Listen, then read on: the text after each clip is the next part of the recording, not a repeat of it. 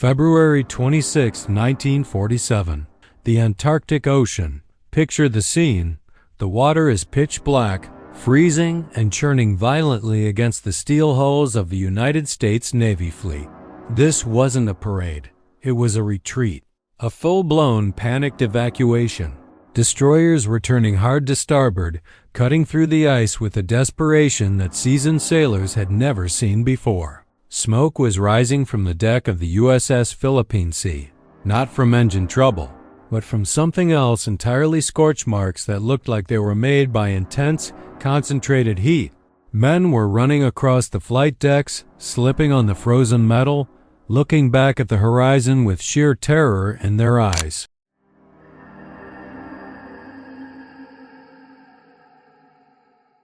They weren't looking at a storm, and they certainly weren't looking at Russian submarines. They were looking at the sky, watching something that defied every law of physics they knew, something that had turned the hunters into the hunted in a matter of minutes. It makes absolutely no sense when you look at the history books. Think about who these men were. Just 2 years prior, in 1945, this same Navy had defeated the Japanese Empire and crushed the Nazi war machine in the Atlantic. They were the undisputed kings of the ocean, the most powerful military force the human race had ever assembled. They were riding high on victory, fearless and technologically superior to everyone else on the planet. Yet here they were in the most desolate place on Earth, running for their lives with their tails tucked between their legs. The radio chatter from that day, fragments of which have leaked over the decades, wasn't filled with military jargon or strategic coordination. It was filled with screaming. It was filled with confusion.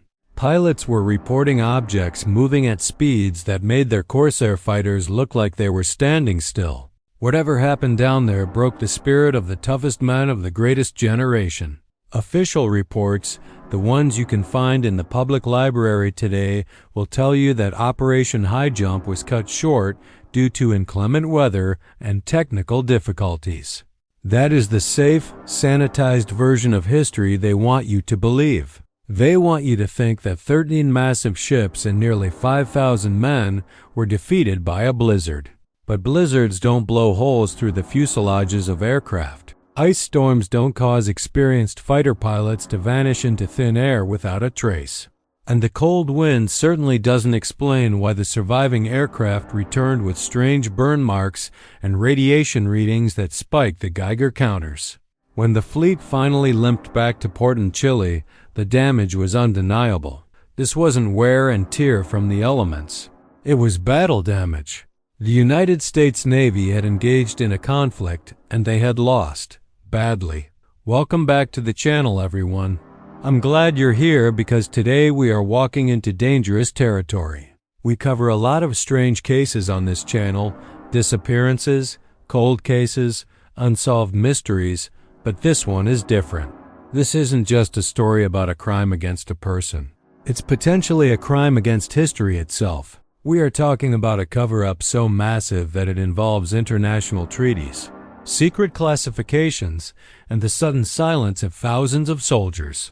If you are new here, my goal isn't to tell you what to think. My goal is to lay out the evidence that doesn't fit the official narrative and let you decide. So grab your coffee, turn off the lights, and get comfortable.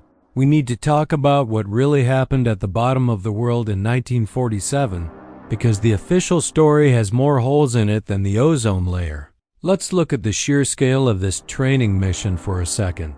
The operation was officially called the United States Navy Antarctic Developments Program, or Operation High Jump. On paper, they said they were going there to test new equipment in extreme cold and maybe map a few coastlines. Sounds boring, right? But if you are just testing parkas and engines, you send a research vessel, maybe two. You do not send an aircraft carrier like the USS Philippine Sea. You do not send a submarine like the USS Senate. You do not send 2 destroyers, 2 tankers, and a fleet of support ships carrying 4,700 combat-ready troops, along with 33 aircraft. That is not an expedition team. That is an invasion force. You only pack that much firepower when you expect to find something that can fight back. They went down there looking for trouble, and based on the timeline, they found exactly what they were looking for. Here is the biggest red flag that suggests the weather excuse is a total lie. The mission was provisioned to last between 6 to 8 months. They had food, fuel, and supplies to stay in the Antarctic Circle for half a year, establishing bases and conducting thorough reconnaissance. They arrived with a plan to map the entire continent. But do you know how long they actually stayed? 6 weeks. That's it. In less than 2 months, the entire fleet turned around and fled. Imagine the logistical nightmare of preparing 4,700 men for an 8-month siege, sailing halfway across the world, only to pack up and leave after a few weeks. Something catastrophic had to happen to force a retreat of that magnitude. You don't abandon millions of dollars in equipment and end a flagship operation just because it got a little chilly. They were pushed out, forcefully. At the center of this chaos was Admiral Richard E. Byrd. Now, Byrd wasn't some crackpot theorist or a nervous rookie. He was an American hero, a pioneer of aviation, and arguably the most respected explorer of his time. He knew the poles better than anyone on Earth. He had flown over them, mapped them, and lived in them. He was the last person who would be spooked by ice or bad weather. He was a man of science and discipline. Yet the man who returned from Operation High Jump was shaken to his core. Witnesses say he looked like he had seen a ghost. He was quiet, withdrawn, and visibly disturbed by the events of February 1947. This wasn't the demeanor of a man who had just completed a standard training exercise. This was the demeanor of a commander who had just realized that humanity was not the apex predator on this planet anymore. On his way back to the United States, Admiral Byrd made a stop in Santiago, Chile, where he gave an interview to a local newspaper, El Mercurio. This is a matter of public record. You can look it up. In that interview, he dropped his guard. He warned the world that the United States needed to adopt defensive measures immediately against the possibility of an invasion of the country by hostile aircraft proceeding from the polar regions. He literally said, and I quote, "I don't want to scare anyone, but the bitter reality is that in case of a new war, the continental United States would be attacked by flying objects which could fly from pole to pole at incredible speeds." Read that again. Flying objects. Incredible speeds. Pole to pole. He wasn't talking about the Soviets. The Soviet Union didn't have that technology in 1947. Nobody did. Or at least, no human nation did. As soon as Byrd landed in Washington, D.C., the Iron Curtain came down. He was immediately hospitalized, supposedly for exhaustion, and was interrogated by the top-secret security services of the U.S. Navy. He was ordered to never speak to the press again about the flying objects or the losses sustained during the operation. The men on the ships? They were debriefed, threatened with court-martial, and told that what they saw was a hallucination caused by the Antarctic mirage. Their logs were confiscated. Their cameras were seized. Thousands of men were sworn to secrecy, taking the truth to their graves. For decades, the file on Operation High Jump remained sealed, just another dusty box in the National Archives. The government thought they had buried the story under the ice forever. They thought they had scrubbed the record clean. But they missed something. They always miss something. In the chaos of the retreat, amidst the confusion and the terror, one man kept a personal record. He wasn't a high-ranking officer. He was a radio man, someone who sat in the corner listening to the static, listening to the pilot screaming over the comms, listening to the orders that were never meant to be written down. He kept a diary, a small, battered notebook that he hid in his kit bag, smuggling it back to the States right under the noses of the military police. For years, this diary sat in a box in an attic, gathering dust, passed down from a grandfather who refused to speak about the war, to a grandson who didn't understand what he was holding, until now. What we are going to look at today is the content of that diary. And I have to warn you, what is written in these pages sounds impossible. It reads like science fiction. It talks about a hole in the sky, a land beyond the ice, and a civilization that has been watching us for a very long time. If this diary is a fake, it is a masterpiece of creative writing from a man who had no reason to lie. But if it is real, if even 10% of what is written here is true, then everything we have been taught about our planet, our history, and our place in the universe is a lie. We are about to step into the world of the hollow earth, but not as a theory, as a witness account. So here is the question that haunts me, and it should haunt you too. What did Admiral Byrd see that scared him into silence? Why is the interior of Antarctica still a no-fly zone today? And who, or what, was flying those discs that decimated the U.S. Navy in 1947? We are going to read the entry from February 19th, the day the world changed, even if nobody knew it. It starts with a simple flight check, a routine patrol into the unknown, and it ends with a meeting that could determine the fate of humanity. Stick with me, because from this point on, the story gets darker, stranger, and a whole lot more dangerous. Let's open the file. To understand the magnitude of what happened, we first have to look at the lie they told the public.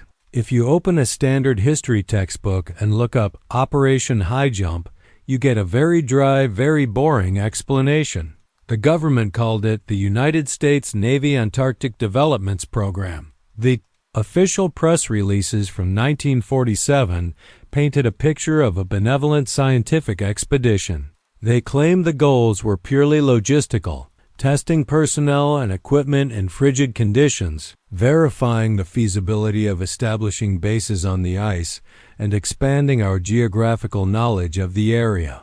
It was sold to the American taxpayers as a National Geographic special, a bunch of brave explorers going south to plant flags, take weather readings, and maybe snap a few photos of the local wildlife for the magazines back home. It was designed to look harmless, routine, and frankly, a little bit dull. But when you actually pull the fleet manifest, that harmless facade crumbles instantly.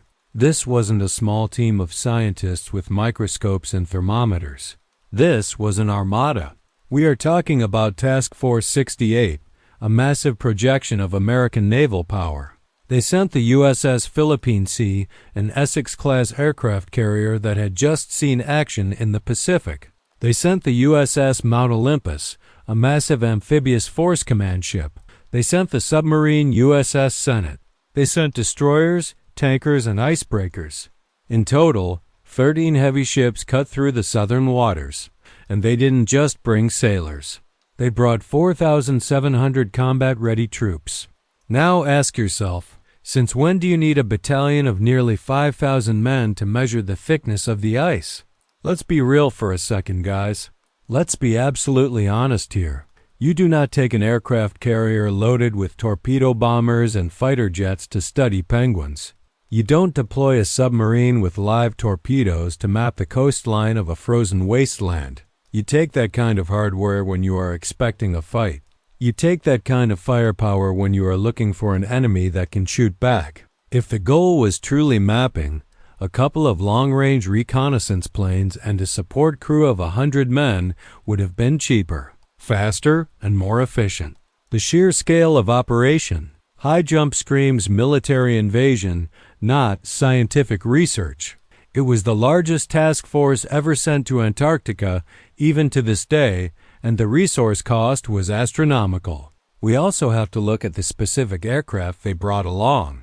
The carrier was loaded with R-4D transport planes, sure, but it was also packing serious heat.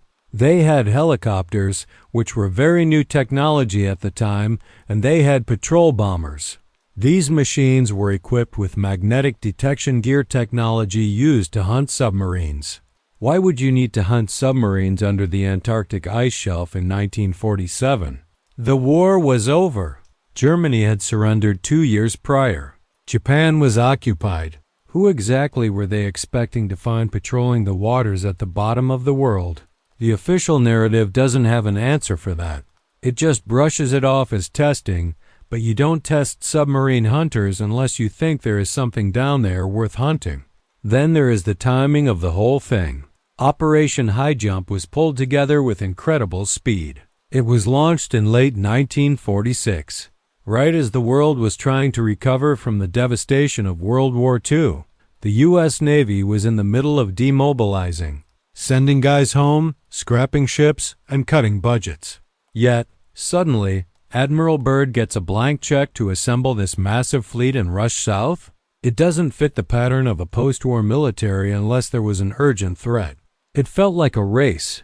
It felt like the frantic scramble of a military that knew someone else might get there first, or that someone was already there, digging in. They weren't going there to explore. They were going there to secure a perimeter.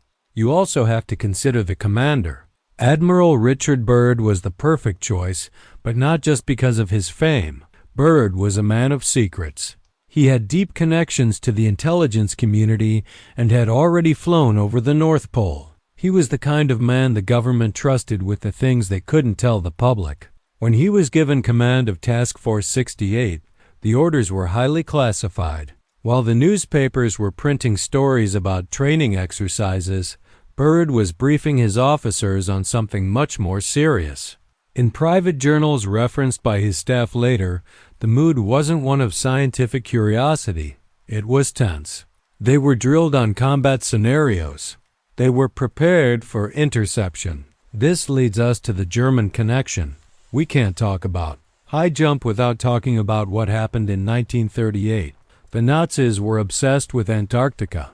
They sent their own expedition down there, claiming a massive chunk of land they called Neuschwabenland. They dropped thousands of metal swastika stakes from airplanes to claim the territory. Intelligence reports from the end of the war suggested that not all U-boats were accounted for. There were rumors persistent, nagging rumors within the intelligence community that high-ranking Nazi officials and advanced technology had been smuggled out of Europe and sent south. Was the U.S. Navy chasing the ghosts of the Third Reich? Were they afraid that the Germans had built a last redoubt in the ice? It's the only explanation that makes sense of the firepower. If the U.S. government believed that a remnant of the Nazi war machine was hiding in ice caves, building up strength, then sending a carrier group makes perfect sense. You don't send a policeman to evict an army. You send an army. The official documents mention strategic denial, which is military speak for getting there before the bad guys do. But who were the bad guys? If it was just fugitive Nazis, the U.S. Navy would have crushed them in a day. They had total air superiority. They had thousands of Marines. But as we know, they didn't crush anything. They ran away. So if they went down there expecting to fight leftover Germans, they found something else entirely. The equipment manifest also shows a strange obsession with magnetometry. They were scanning the ground. Not for oil, not for minerals, but for anomalies. They were looking for hollow spaces. They were looking for heat signatures. The scientists on board were geophysicists and experts in electromagnetic fields. Again, this points to a search for something artificial. You don't map ice thickness with magnetic sensors. You use those to find metal structures, underground bases, or things that generate power. Every piece of equipment on those ships was designed to find a needle in a haystack, a needle that was likely emitting a signal. And let's not forget the sheer arrogance of the mission. The United States in 1947 had the atomic bomb. They felt invincible. They went down to Antarctica with the swagger of a conqueror. The footage from the departure shows sailors laughing, waving, treating it like a grand adventure. They had no idea what was waiting for them. The narrative was controlled perfectly. We are going to conquer the last frontier. It was a PR stunt to distract from the real mission. The scientific label was just a cover to keep the Soviets from asking too many questions about why the U.S. was parking a fleet at the South Pole. It was a classic magician's trick. Look at the science hand while the military hand holds the dagger. So, we have a fleet built for war, a rush to get to the ice, rumors of a hidden enemy base, and a cover story that falls apart the moment you look at the details. They wanted us to think they were studying the weather, but weather balloons don't need destroyer escorts. The scientific alibi was flimsy from day one, but in the chaos of the post-war world, nobody questioned it. Nobody asked why we needed to invade the ice, until the ships came back early.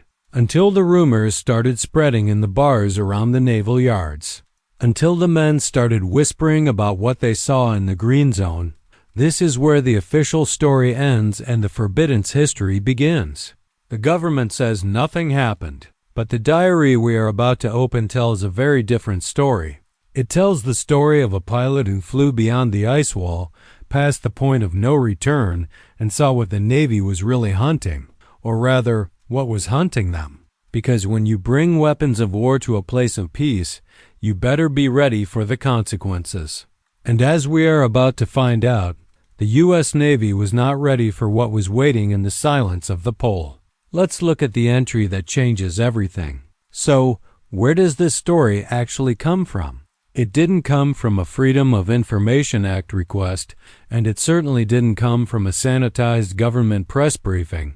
It came from a shoebox. A dusty, water-damaged shoebox found in the attic of a small house in Ohio, shortly after the funeral of a man we will call Master Sergeant Davis. For 50 years, Davis was known to his neighbors as a quiet, respectable man. He paid his taxes, mowed his lawn, and went to church on Sundays. He was a grandfather who loved fishing and never spoke a word about his time in the service. But when he passed away in the late 90s, his grandson found something wrapped in oilcloth at the bottom of his old Navy sea chest. It was a notebook. Not a standard issue log, but a personal journal filled with the frantic, scribbled handwriting of a man trying to document the impossible before his memory or his superiors erased it. I need you to understand the gravity of this artifact. In the military, especially during an operation as sensitive as high jump, keeping a personal diary wasn't just against the rules, it was a court-martial offense. If an officer had found this notebook in Davis's bunk in 1947, he would have been arrested for espionage or treason. The fact that this book exists at all is a miracle. It means he had to hide it every single day. He had to write in it under his blankets with a flashlight or during the brief moments he was alone in the radio room. He risked his career and his freedom just to put these words on paper. People don't take risks like that to write fan fiction. They take risks like that when they are witnessing something so important, so earth-shattering, that the truth becomes more important than the rules. Let's talk about the man himself. We did some digging into the service records of the USS Philippine Sea for that deployment. Davis wasn't a cook or a janitor. He was a radio man first class. In 1947, that was a highly technical and trusted position. You had to be intelligent, level-headed, and precise. A radio man's job was to listen to the static of the world, to decipher Morse code through storms, and to relay orders exactly as they were given. His entire training was focused on accuracy and objective reality. He wasn't paid to be creative. He was paid to be a human recorder. This gives his account a level of credibility that is hard to ignore. When a man trained to report facts tells you he saw something defying physics, you have to listen. Skeptics will say, well, maybe he was crazy. Maybe the isolation of the Antarctic got to him. It's a fair question. We looked into that too. After Operation High Jump, Davis wasn't discharged for mental instability. He wasn't sent to a psych ward. He received an honorable discharge and went on to work as an electrical engineer for 30 years. He raised a family. He was a pillar of his community. There is absolutely no record of psychosis, hallucinations, or mental illness in his medical history. This was a lucid, rational man who lived a completely normal life, except for the fact that he was carrying the weight of a secret that terrified him until his dying breath. The diary wasn't the rambling of a madman. It was the confession of a witness. The physical condition of the diary tells a story of its own. The earlier pages, written during the journey south from the United States, are neat and organized. The handwriting is steady. He talks about the boredom of the sea, the bad coffee, the jokes among the crew. It's mundane. It's normal. But as the dates get closer to late February, the handwriting changes. It becomes jagged. Sentences are left unfinished. You can see where the pen pressed so hard into the paper that it nearly tore through. There are stains that look like sweat or oil. The psychological shift is visible on the page. You are watching a man's composure disintegrate in real time as he struggles to process the reality unfolding in front of him. Why did he keep it hidden for so long? Why not go to the press in the 50s or 60s? You have to remember the era. This was the beginning of the Cold War. The government was silencing anyone who talked about UFOs or advanced technology. The Roswell incident happened later that same year in 1947. People who talked lost their jobs, their reputations, or worse. Davis mentions in the final pages that they were briefed by men in dark suits upon returning to port. They were told that discussing the operation was a threat to national security. He was protecting his family. He knew that if he spoke up, he would be destroyed. So he did the only thing he could do. He wrote it down, locked it away, and hoped that one day someone would find it and understand. The specific entry we are focusing on begins on February 19, 1947. This is the date that correlates with the missing flight of Admiral Byrd.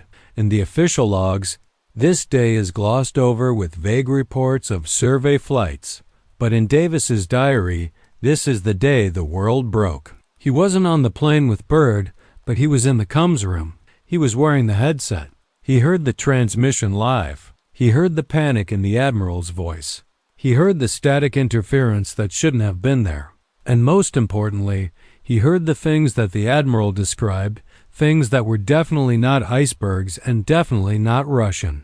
What's fascinating is the level of technical detail Davis provides. He doesn't just say, "We saw aliens." He describes the interference on the radar screens. He notes the specific frequencies that went dead.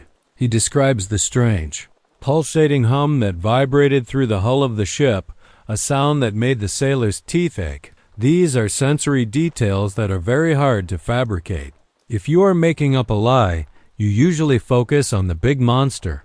You don't focus on the specific oscillating frequency of the radio jamming. These small, boring details are actually what makes the account so compelling to investigators. They are the fingerprints of a true event. The diary also serves as a counter-narrative to the official biography of Admiral Byrd. History remembers Byrd as a stoic explorer. Davis portrays him as a man out of his depth. He describes the confusion on the bridge, the officers arguing, the captain shouting for answers that nobody had. It humanizes the command structure. It shows that the people in charge were just as scared as the grunts on the deck. It strips away the polished veneer of the U.S. Navy and shows the raw, chaotic fear of men facing the unknown. It reminds us that behind every classified document, there are human beings who were scared for their lives. Now I want you to put yourself in Davis's shoes for a moment. You are sitting in a cold metal room at the bottom of the world. The ocean outside is black. The wind is howling. And through your headphones, you hear the most famous pilot in the world screaming that he is being surrounded by flying saucers. You look at the officer next to you, and he is just as white as a sheet. You know that if you write this down, you could go to jail. But you also know that if you don't, nobody will ever believe it happened. You pull out your notebook. Your hand is shaking, and you start to write. That is the document we are holding today. This isn't just a story about aliens or hollow earth theories. This is a story about a man who refused to let the truth be buried in the ice. It's a testament to the human need to document reality, no matter how terrifying it is. Davis is the whistleblower of the Antarctic, and even though he is gone, his words are still here, challenging us to look past the official curtain.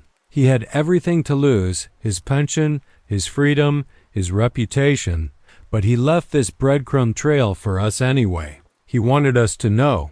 He needed us to know. So, let's stop treating this as folklore and start treating it as evidence.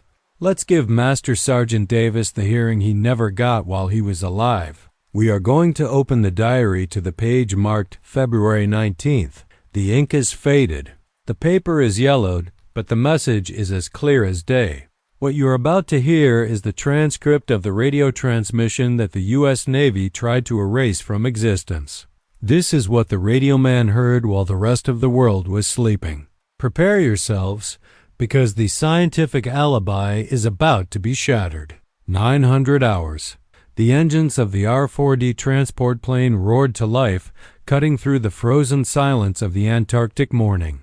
Admiral Byrd and his crew strapped themselves into the unpressurized metal tube, preparing to fly straight into the heart of the unknown. From the deck of the Philippine Sea, the takeoff looked routine.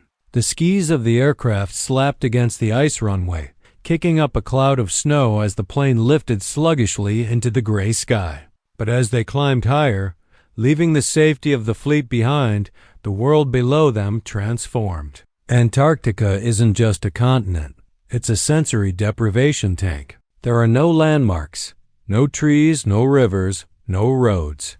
Just an endless, blinding sheet of white that stretches out in every direction until it swallows the horizon. It's a place where the sky and the ground merge into one, making it nearly impossible to tell up from down. Now, I want you to stop for a second and put yourself in their shoes. Forget about the technology you have in your pocket right now. This is 1947. There is no GPS. There are no satellites orbiting overhead to beam your location down to a screen. There is no digital autopilot to save you if you fall asleep. These men were flying by dead reckoning, a method of navigation that relies entirely on a map, a stopwatch, and a magnetic compass. They were calculating their position based on speed and time, drawing lines on a paper chart with a pencil. It's a high-wire act without a safety net.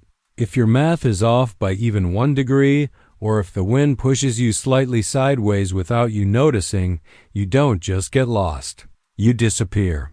You run out of fuel in the middle of a frozen desert where the temperature drops to 60 below zero. As the plane pushed deeper towards the South Pole, the atmosphere began to change. Davis's diary describes the radio chatter from the support planes turning from casual to concerned. The weather reports were wrong. The clear skies they were promised began to fill with a strange, milky haze. Pilots call this a whiteout. It's terrifying. The sunlight bounces off the clouds and the snow simultaneously, erasing all shadows. Depth perception vanishes instantly. You could be flying 5,000 feet in the air or 5 feet off the ground, and you wouldn't know the difference until you crashed. The crew aboard Byrd's plane started straining their eyes against the plexiglass, searching for the shadow of a mountain range, anything to anchor them to reality. But the world outside had simply ceased to exist. Then the instruments betrayed them. In the radio room of the ship, Davis was monitoring the telemetry when he heard the first sign of trouble. The pilot's voice crackled over the headset, tight with tension. Gyroscope is oscillating. Repeater compass is spinning. This is the moment every aviator dreads. A magnetic compass at the poles is already unreliable because the magnetic field lines are converging vertically, but this was different. The needle wasn't just drifting. It was spinning wildly, like a fan blade. It wasn't finding north anymore. It was reacting to a powerful localized magnetic anomaly. The laws of navigation were breaking down. They were flying blind at 10,000 feet with no way to know which direction was home. Imagine the panic in that cockpit. You are looking at your dashboard, the only thing keeping you alive, and every gauge is lying to you. The artificial horizon, the instrument that tells you if your wings are level, began to tumble. 1 second it showed a climb, the next a dive. The pilot was fighting the yoke, trusting his inner ear, which is the most dangerous thing you can do in a whiteout because your body plays tricks on you. You feel like you are turning when you are flying straight. You feel like you are climbing when you are diving towards the ice. The sweat started to freeze on their foreheads. They were wrestling a heavy, vibrating machine through a soup of gray fog, completely disconnected from the rest of the human race. Back on the ship, the mood shifted from routine monitoring to suffocating dread. Davis writes that the radio room went dead silent. The static on the line grew louder, a rhythmic pulsing sound that cut through the hiss of the atmosphere. It wasn't the random crackle of a storm. It was a pattern. Thump, thump, thump. It sounded mechanical. The officers stood behind Davis's chair, gripping the backs of the seats, their knuckles white. They were shouting for him to raise the admiral, to get a signal, to get a location. Davis was frantically twisting the dials, jumping across frequencies, trying to punch through the wall of interference. Base to Flight 1. Do you copy? Over. Silence. Base to Flight 1. Report status. Just the rhythmic thumping. This is the dead zone. It's a point of no return where conventional physics seems to get slippery. Historians and skeptics will tell you that they just got lost in the fog. But the diary mentions something specific that contradicts that. Davis noted that the interference wasn't just affecting the radio. It was affecting the ship systems miles away. The lights in the comms room flickered in time with the static. The radar screens on the bridge bloomed with ghost targets, phantom, signals that appeared and disappeared in seconds. Whatever field the plane had flown into, it was massive and it was expanding. It was as if the admiral had crossed an invisible tripwire that alerted something below the ice. The tension in the cockpit of the R-4D must have been unbearable. They were now hours away from the fleet, fuel gauges ticking down. The logical decision would be to turn around, to use the sun, if they could find it, to head back north. But Byrd didn't turn back. Maybe he couldn't. Maybe the instruments were leading him astray, pulling him deeper into the trap. Or maybe, just maybe, he saw something through the haze that compelled him to keep going. The diary entry describes a sudden shift in the pilot's voice when the radio cut back in briefly. He wasn't screaming about the crash anymore. He sounded confused. He was mumbling about the temperature gauge. "Captain," the voice came through the static, ghostly and faint. "Check the outside air temperature." The crew on the ship looked at each other. Why would he care about the temperature? It's Antarctica. It's freezing. That's a given. But the voice on the radio insisted. It's rising. It's 38 degrees. That's 38 degrees Fahrenheit, above freezing, in the middle of the Antarctic continent. It was impossible. The onboard mechanic must have tapped the gauge, thinking it was broken, just like the compass. But the heat was real. The frost on the windshield was melting. The cabin, which had been an icebox minutes ago, was warming up. The fog began to thin, but it didn't reveal the white expanse of the polar plateau. The color of the world outside the window was changing. It wasn't gray anymore. It wasn't white. It was brown? Green? The pilot's brain couldn't process the visual information. It defied every survival instinct he had. He was supposed to be flying over a lifeless glacier, but the clouds parted like a curtain being pulled back on a stage. The static on the radio cleared instantly, leaving a crystal-clear channel. And that is when Master Sergeant Davis heard the sentence that he would never forget, the sentence that made him steal the notebook and hide it for 50 years. "Base. This is Admiral Byrd." The voice was trembling, not with fear, but with awe. "There is no ice. I repeat, there is no ice below us. I see a mountain range, and, my God, there is a forest." On the USS Philippine Sea, the captain slammed his fist on the table. "He's hallucinating. Hypoxia.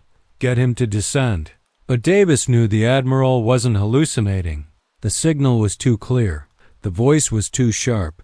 They hadn't crashed. They hadn't died. They had flown through the barrier. They were no longer on the map we know. They had entered the inner sanctum. This is the moment the investigation turns. Up until now, we have a military operation gone wrong. Now we have an impossible discovery. Imagine being that pilot. You look down, expecting death, expecting jagged ice that will tear your plane apart. Instead, you see a valley. You see rivers. You see lush vegetation in a place that hasn't seen the sun in millions of years. Your compass stops spinning and points straight down. You aren't flying over the earth anymore. You are flying into it. And as the plane banked lower to investigate this impossible jungle, they realized they weren't just looking at trees. They were looking at movement. Large, impossible movement. We are about to enter the green zone. Below them, the world had turned upside down. The blinding white of the Antarctic plateau didn't just fade away, it was severed. It was as if someone had taken a knife and sliced through the reality of the landscape. 1 minute, They were flying over a frozen hellscape where nothing could survive. The next, they were looking down at a lush, vibrant valley nestled between two massive mountain ranges. The diary describes the crew scrambling to the windows, wiping away condensation, their minds refusing to accept what their eyes were seeing. There were trees. Not scrub brush or frozen moss, but actual towering trees. A dense forest that looked like it belonged in the Pacific Northwest, not at the bottom of the world. Streams of water liquid, flowing water cut through the greenery, glistening in the sunlight that felt warmer, brighter, almost artificial. The mechanic in the back of the plane was shouting out readings that shouldn't exist. Oil pressure normal. Cylinder head temperature normal. Outside air temperature 74 degrees. It was a tropical microclimate hidden behind a wall of wind and ice. The plane banked low, descending to 1,000 feet. The details became sharper. The ground wasn't white. It was a rich, earthy brown. And then they saw the movement. It wasn't a vehicle. It wasn't a person. It was an animal. A massive, lumbering beast moving slowly through the undergrowth. The pilot dipped the wing to get a better look, bringing the R4D down to treetop level. Okay, stop, pause. I need to interrupt the story right here because I know exactly what you are thinking. I can hear you rolling your eyes through the screen. Forests in Antarctica, warm weather, and now animals? You were with me on the military cover-up. You were with me on the magnetic anomalies. But this is the part where the story usually loses people. It sounds like a bad movie script. It sounds like Jurassic Park on ice. And if I were just reading this cold, I'd agree with you. It's the moment the story jumps the shark. But before you click off or scroll down to the comments to call this a fairy tale, I want you to look at something real. Look at the Piri Reis map from 1513.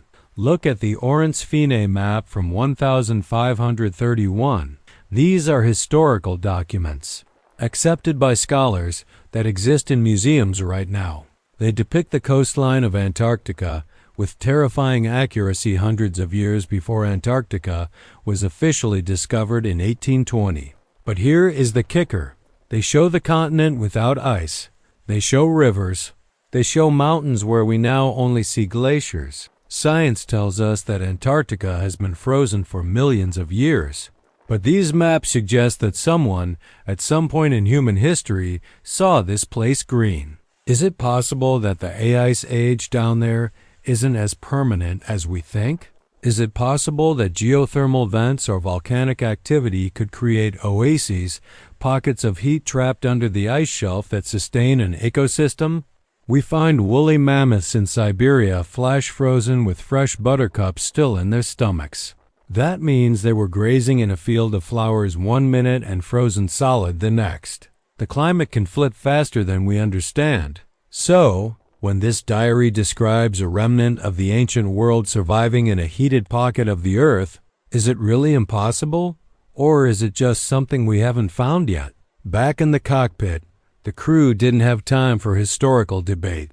They were staring down at a creature that had been extinct for 10,000 years. Davis writes that the radio man on the plane, a guy named Schieffel, grabbed the binoculars and his hands were shaking so bad he could barely focus. "It's an elephant," he yelled. "No, wait, it's got fur. It's huge." The beast raised its head as the plane roared overhead. It had long, curved tusks. It was a woolly mammoth, alive, breathing, grazing in a valley that time forgot. The diary entry notes that the men stopped speaking. The shock had moved past fear and into a kind of reverence. They were flying over a Jurassic world. The realization hit them hard. If there are forests, and if there are animals, then there is food. And if there is food, and water, and heat, then something else could be living down here, something intelligent. The realization that they were trespassing in a sanctuary washed over them. They weren't discoverers, they were intruders. And just as that thought crossed their minds, the illusion of safety shattered. The glitch in reality wasn't just the animals. It was what appeared on the horizon next. The controls of the R4D suddenly went limp in the pilot's hands. The engines didn't stall, they just stopped mattering. The plane was no longer flying itself, it was being pulled. From the gleaming city that appeared in the distance, a city that pulsed with rainbow-colored lights, 3 objects shot up to meet them. The sightseeing tour was over. The owners of the house had just come home. The R-4D transport plane was no longer flying. It was being carried. The diary describes the sensation not as turbulence, but as a total suspension of gravity. The engines were sputtering, useless against the force that had taken hold of them. Flanking the aircraft on both sides were the discs. Master Sergeant Davis writes that they were close enough to see the hull plating. They weren't made of rivets and bolts like American planes. They were seamless. They shimmered like polished silver, humming with a low, vibrating energy that made the fillings in the crew's teeth ache. And etched onto the side of these craft were symbols, not the stars and stripes, not the Soviet hammer and sickle, but strange geometric insignias. Some claim they looked like swastikas, others say they were ancient runic symbols. The diary calls them simply the Fluggelrads. Then the radio crackled to life, but it wasn't the static-filled chaos of before. It was a crisp, clear signal. A voice spoke to them in English, but with a slight, unplaceable accent, perhaps Nordic, perhaps Germanic. The voice didn't sound like a monster. It sounded like a concierge. "Welcome, Admiral, to our domain. We shall land you in exactly 7 minutes. Relax, you are in good hands." The panic in the cockpit turned to confusion. They weren't being shot down. They were being invited in. The plane was guided gently down toward the city, a sprawling metropolis of crystal and rainbow light that seemed to pulse with a heartbeat of its own. When they landed, the reception wasn't a military arrest. It was a diplomatic envoy. Tall men with blonde hair and blue eyes approached the plane. They moved with a grace that made the American soldiers look clumsy and heavy. They didn't carry guns. They didn't need to. They escorted Admiral Byrd and only Byrd away from his crew. He was placed on a floating platform without wheels and whisked toward the center of the city to a massive glowing building that looked like it was carved from a single diamond. This was the seat of power. This was where the master was waiting. The meeting took place in a room that was warm and smelled of ozone and pine. The master sat at a long table. He was an older man, his face etched with a kind of ancient sadness. He didn't look like an alien conqueror. He looked like a disappointed grandfather. He didn't ask about the Navy ship positions. He didn't ask for surrender. He simply offered Byrd a drink and began to speak. "We have let you alone for centuries," the master said. "We did not intervene in your wars, but now we must. Why? What changed?" The master was specific. "You have detonated the first atomic weapons in Japan. You have unlocked a power that you are not mature enough to control." He explained that their scouts had been monitoring the surface ever since 1945. They were watching the radiation levels. They were watching the madness of the surface dwellers. The message was chilling in its simplicity. "We are concerned that you will destroy your world, and in doing so, you will destroy ours."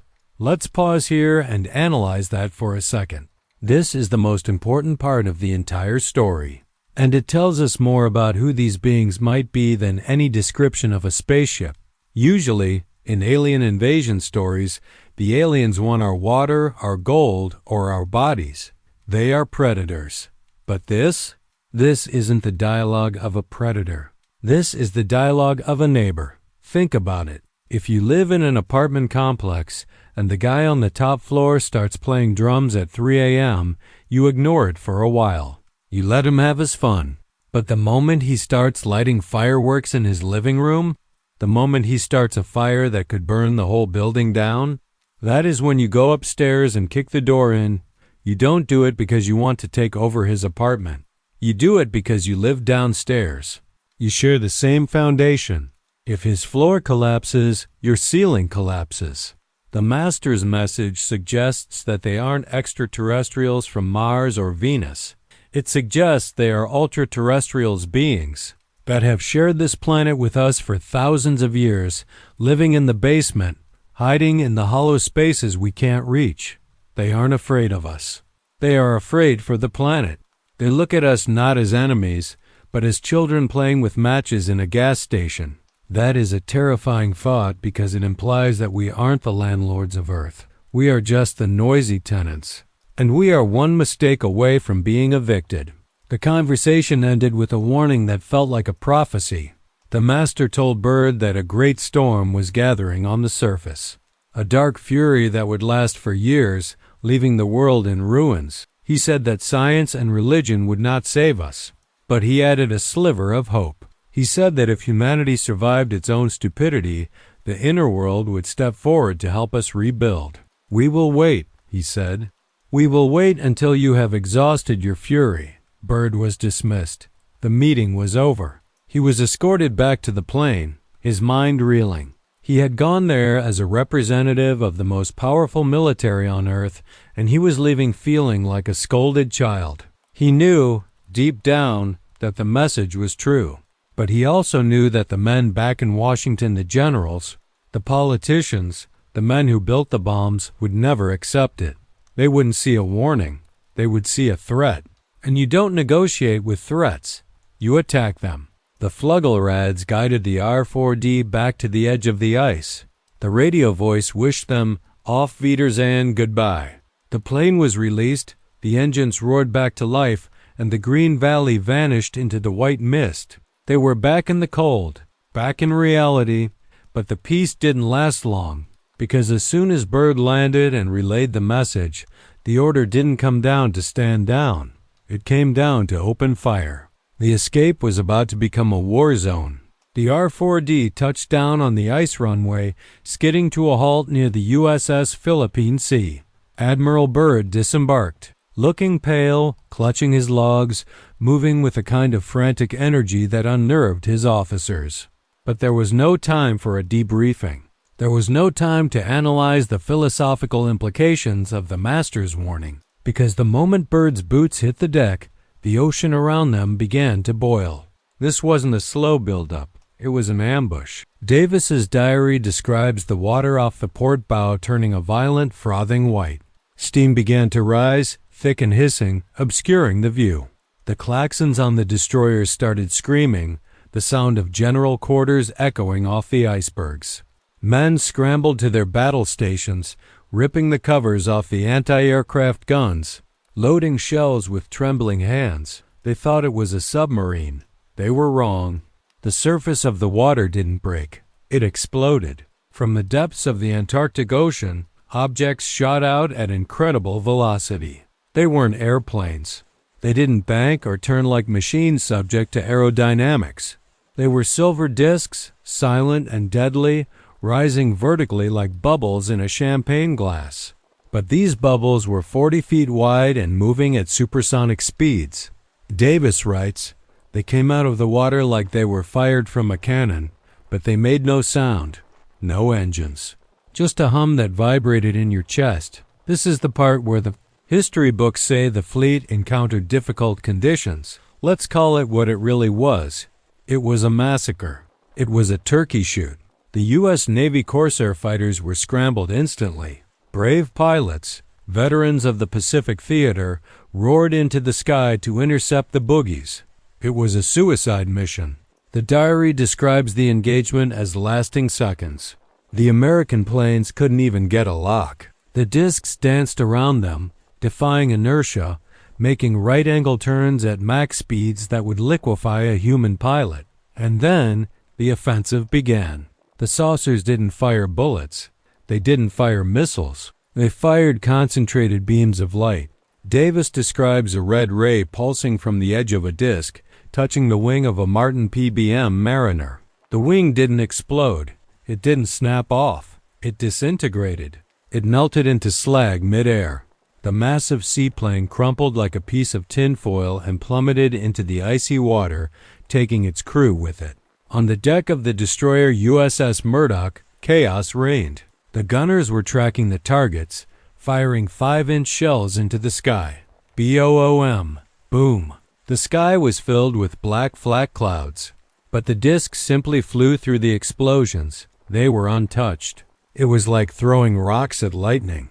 One of the discs swept low over the deck, emitting a frequency so high-pitched that sailors fell to their knees, clutching their ears, blood running from their noses.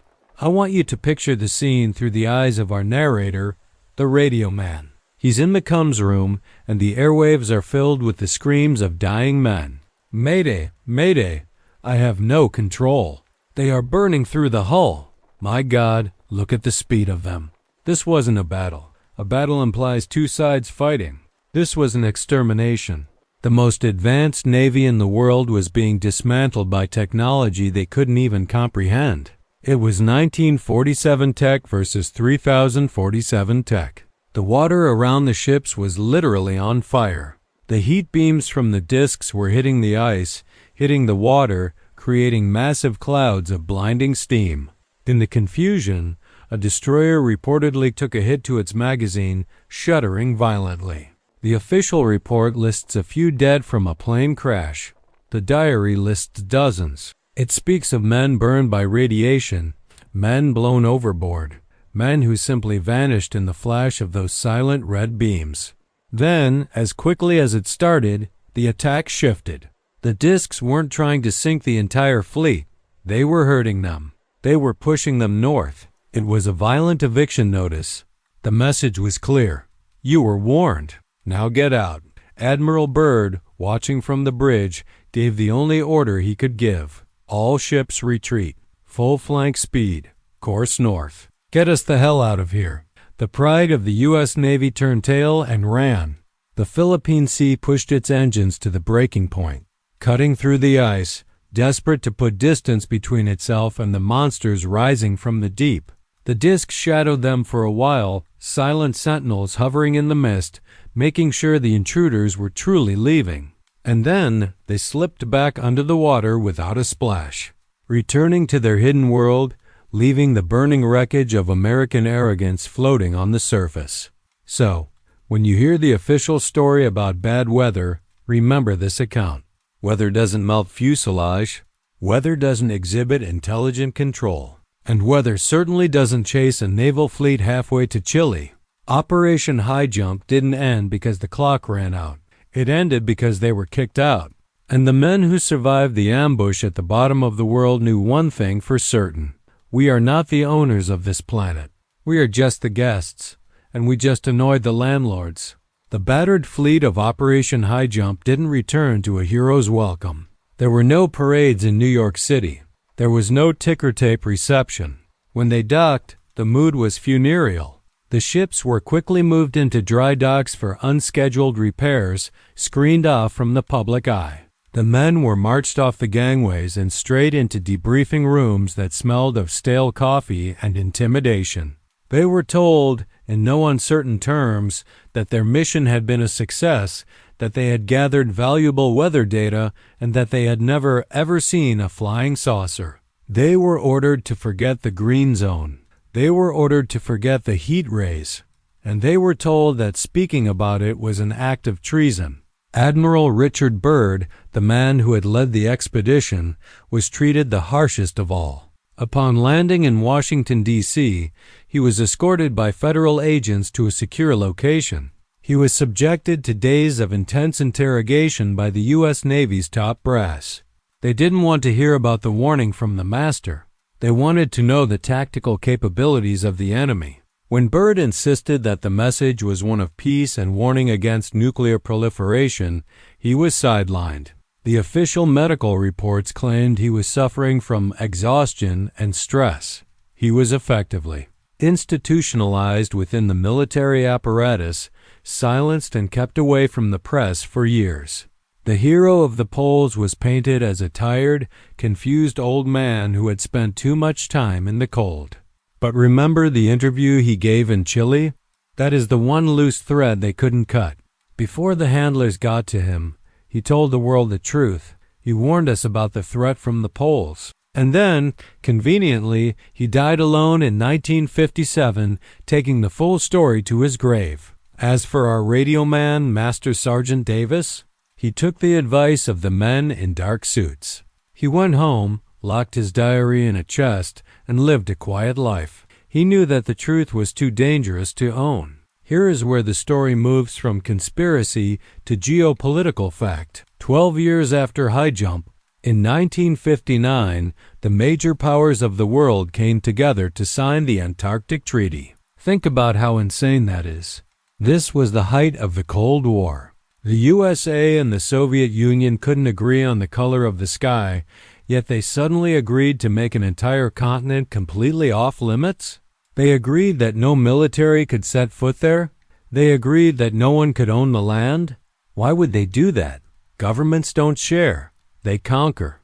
They fight over tiny islands in the Pacific. They fight over patches of desert in the Middle East, but for a massive continent full of potential resources like coal, oil, and uranium, they all just agreed to hold hands and stay away? It doesn't make sense. Unless the treaty wasn't about protecting the penguins, unless it was a quarantine. The Antarctic Treaty is the do not disturb sign hung on the door of the world's basement, ensuring that nobody accidentally pokes the bear again. Today, if you try to sail a private boat to Antarctica without a permit, you will be stopped by a military vessel. If you try to fly a plane over the pole, you will be intercepted. Google Earth blurs out massive sections of the continent, citing data errors. We are told it's for the environment. We are told it's for science. But looking back at the logs of 1947, looking at the panic in the fleet, and the description of the civilization that lives underneath the ice, you have to ask yourself the hard question. Are we protecting Antarctica from us?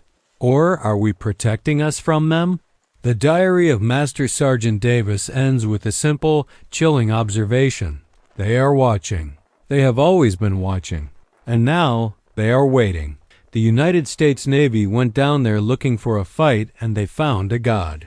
They found a civilization that viewed our atomic bombs as firecrackers.